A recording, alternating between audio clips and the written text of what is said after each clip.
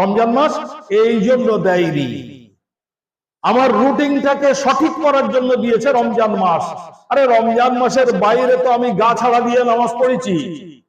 রমজান মাসও এই জন্য দেয়নি যে সেই আদতটা ফের রমজান মাসে ফিরে আসে।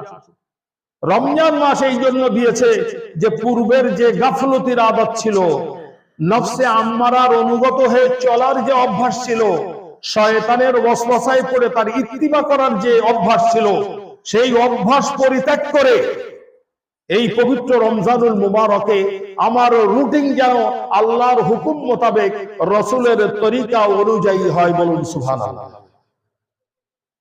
একই না বলুন ভাই?